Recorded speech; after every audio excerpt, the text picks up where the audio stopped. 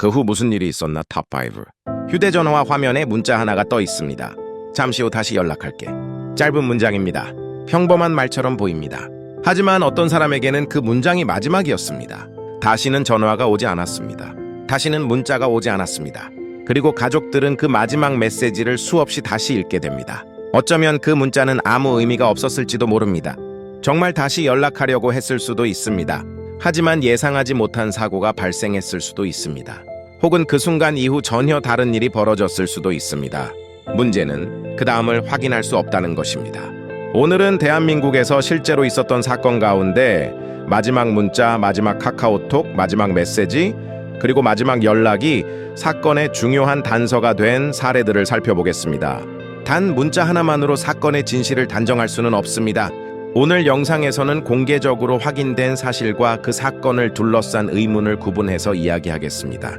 탑5 전곡성 경감의 마지막 문자. 2013년 3월 인천 강화경찰서에서 근무하던 전곡성 경감, 그날도 평범하게 근무하고 있었습니다. 그리고 가족과 평범한 문자 메시지를 주고받았습니다. 3월 1일 밤 당시 중학생이었던 딸이 아버지에게 문자를 보냅니다. 아빠. 아버지는 딸에게 답장을 보냅니다. 평소처럼 장난스러운 대화였습니다. 딸은 아빠에게 새우를 사달라고 조르기도 했습니다. 아버지는 장난스럽게 거절합니다. 그렇게 평범했던 대화, 누구도 그 문자가 마지막이 될 것이라고 생각하지 않았습니다.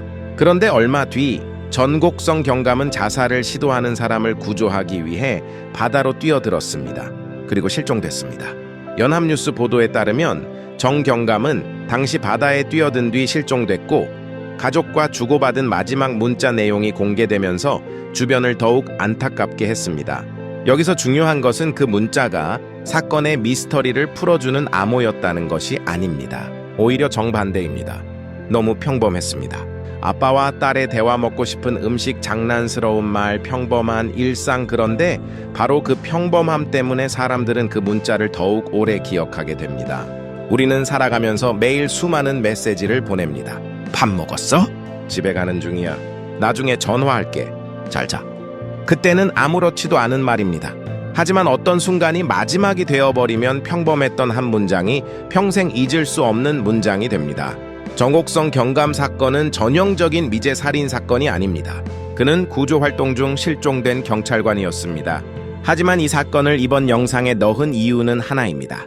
마지막 메시지가 한 사람의 마지막 평범한 순간을 기록하고 있었기 때문입니다.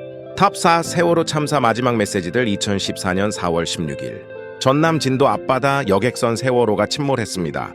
수많은 사람이 배 안에 있었습니다. 그리고 침몰하는 배 안에서 가족과 친구들에게 수많은 문자와 카카오톡 메시지가 전송됐습니다. 오전 9시 당시 학생들은 휴대전화를 이용해 가족과 친구들에게 연락했습니다. 어떤 학생은 아버지에게 친구들과 함께 있으니 걱정하지 말라는 취지의 문자를 보냈습니다. 하지만 상황은 급격히 악화되고 있었습니다. 한 학생은 친구들에게 배가 기울고 있다며 두려운 마음을 담은 메시지를 남겼습니다.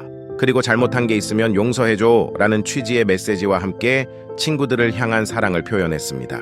연합뉴스가 당시 보도한 자료에도 세월호 안에서 학생들이 주고받은 긴박한 문자와 카카오톡 내용이 기록되어 있습니다. 마지막 메시지가 남긴 것, 그 메시지들은 단순한 사건 기록이 아닙니다. 그 안에는 두려움이 있고, 친구를 걱정하는 마음이 있고, 가족을 생각하는 마음이 있습니다. 그리고 자신에게 무슨 일이 일어날지 모르는 순간에도 서로를 생각했던 사람들의 마지막 기록이 남아 있습니다. 한 학생은 구조대가 왔다는 이야기를 전하기도 했습니다. 가족은 답장을 보냈습니다. 조금만 기다려. 곧 구조될 거야.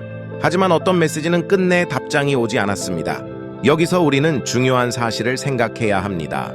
메시지는 그 순간의 상황을 보여줍니다. 하지만 미래를 알려주지는 않습니다. 문자를 보낼 당시에는 구조될 것이라고 생각했을 수도 있습니다. 곧 가족에게 돌아갈 것이라고 생각했을 수도 있습니다. 그렇기 때문에 마지막 메시지를 그 사람의 정확한 마지막 순간이라고 단순하게 해석해서는 안 됩니다. 하지만 가족들에게는 다릅니다. 휴대전화 속에 남아있는 그 짧은 문장 하나가 그 사람이 마지막으로 남긴 목소리와 같은 의미가 될 수 있습니다. 탑스람 일본에서 사라진 윤세준 씨. 2023년 한국인 윤세준 씨는 일본으로 혼자 여행을 떠났습니다. 배낭여행이었습니다.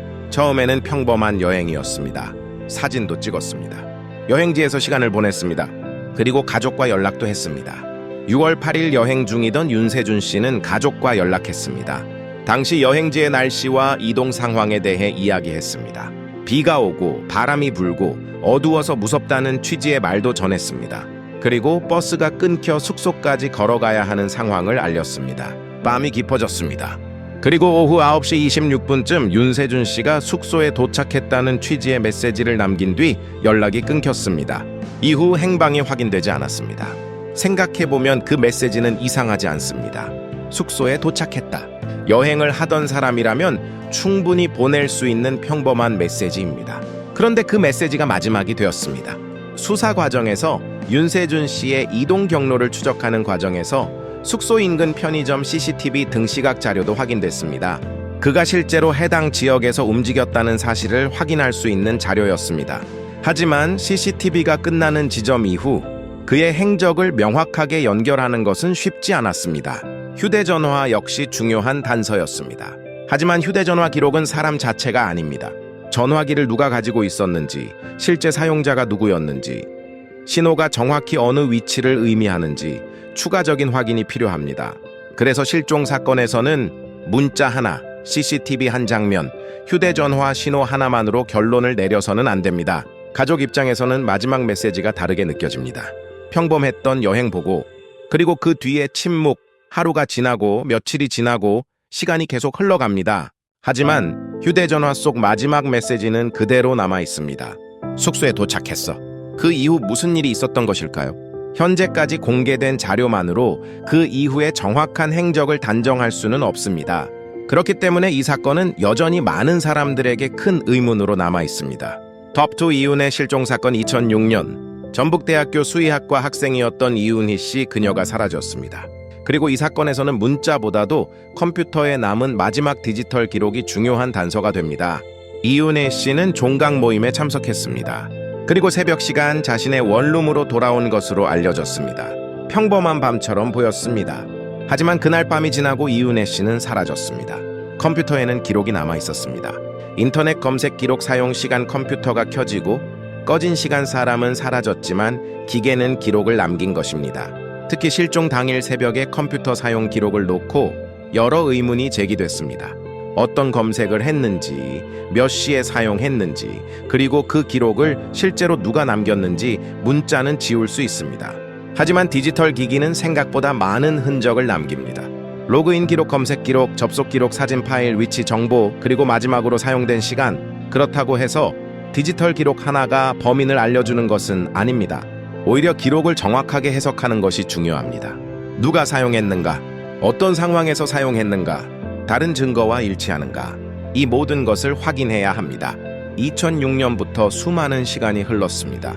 하지만 이윤희 씨의 행방은 여전히 가족에게 돌아오지 않았습니다.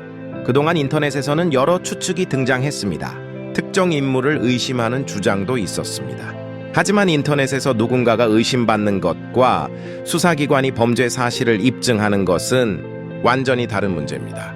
이 사건이 무서운 이유는 메시지가 없어서가 아닙니다.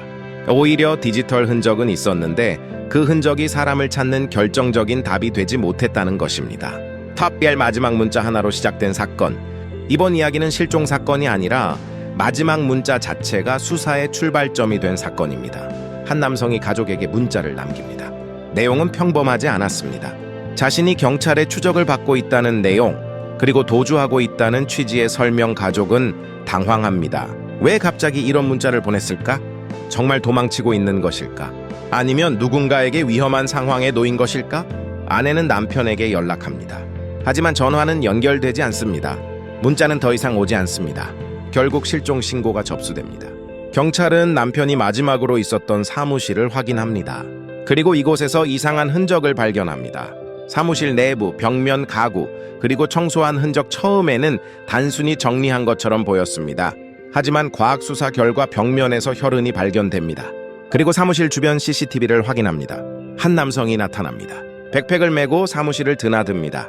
그런데 다음 날 새벽 이 남성이 대형 캐리어를 끌고 나옵니다. 그 뒤를 따라 차량이 빠져나갑니다. 그리고 그 차량 중 하나는 실종된 남성의 차량이었습니다. 처음에는 마지막 문자 하나뿐이었습니다.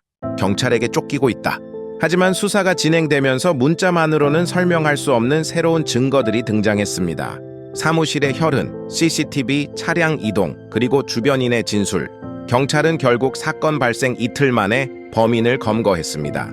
이 사건은 방송 프로그램을 통해서도 소개됐으며 사무실에서 혈흔과 수상한 CCTV 장면 등이 확인된 것으로 소개됐습니다. 이 사건에서 중요한 것은 문자가 범인을 알려줬다는 것이 아닙니다. 문자는 수사의 시작점이었습니다. 그 문자에서 시작해 현장으로 이동하고 현장을 분석하고 CCTV를 확인하고 과학 수사를 진행하면서 사건의 실체에 접근할 수 있었습니다. 지금까지 살펴본 사건에는 공통점이 있습니다. 마지막 메시지가 있었습니다. 하지만 메시지만으로 사건이 해결된 것은 아니었습니다. 어떤 사건에서는 마지막 메시지가 단순한 가족 간의 대화였습니다. 어떤 사건에서는 긴박한 상황을 알리는 메시지였습니다. 어떤 사건에서는 실종자의 마지막 위치를 추적하는 단서가 됐습니다. 또 어떤 사건에서는 범죄 수사의 출발점이 됐습니다. 우리는 평소에 문자를 너무 쉽게 보냅니다. 도착했어. 조금 있다가 갈게. 나중에 전화할게. 걱정하지 마. 하지만 그 사람이 다시 돌아오지 않는다면 그 문장의 의미는 달라집니다. 도착했어. 정말 그곳에 도착했다는 뜻일까? 조금 있다가 연락할게. 정말 연락하려고 했던 걸까? 걱정하지 마. 정말 아무 일도 없었던 걸까? 하지만 우리가 조심해야 하는 이유가 있습니다. 뒤늦게 결과를 알고 과거의 문장을 해석하면 평범한 말도 이상하게 보일 수 있기 때문입니다. 이것을 사후적 해석이라고 할 수 있습니다. 그래서 실제 수사에서는 문자 하나만 가지고 결론을 내리지 않습니다. 휴대전화는 우리가 생각하는 것보다 훨씬 많은 것을 기억합니다. 언제 통화했는지, 누구와 연락했는지, 어떤 사진을 찍었는지, 어디에서 신호가 잡혔는지, 어떤 앱을 사용했는지, 그리고 마지막으로 언제 사용했는지. 하지만 휴대전화가 진실 그 자체는 아닙니다. 휴대전화는 도구일 뿐입니다. 그 기록을 다른 증거와 맞춰야 합니다. 사진 한 장, 문자 한 통, CCTV 몇 초, 이 세 가지가 모두 같은 방향을 가리킨다면 수사는 강해집니다. 하지만 서로 맞지 않는다면 오히려 새로운 질문이 생깁니다. 사진에서는 혼자였습니다. 그런데 문자는 누군가를 만난 것처럼 적혀 있습니다. CCTV에서는 한 방향으로 갔습니다. 그런데 휴대전화 신호는 다른 방향에서 잡힙니다. 이런 차이가 생기면 수사관은 처음부터 다시 확인해야 합니다. 미제 사건이나 실종 사건에서 시간은 굉장히 중요합니다. 하지만 시간이 지나도 가족의 기다림이 끝나는 것은 아닙니다. 10년, 15년, 20년 시간이 아무리 지나도 가족에게는 언젠가 돌아올지도 모른다라는 생각이 남을 수 있습니다. 그래서 마지막 문자 한 통이 가족에게는 단순한 데이터가 아닙니다. 그 사람이 마지막으로 남긴 말입니다. 오늘 소개한 사건들을 통해 우리는 한 가지를 알 수 있습니다. 마지막 메시지는 진실이 아닙니다. 하지만 진실로 가는 중요한 흔적일 수 있습니다. 문자 한 통, 사진 한 장, CCTV 몇 초, 그리고 휴대전화에 남은 마지막 기록.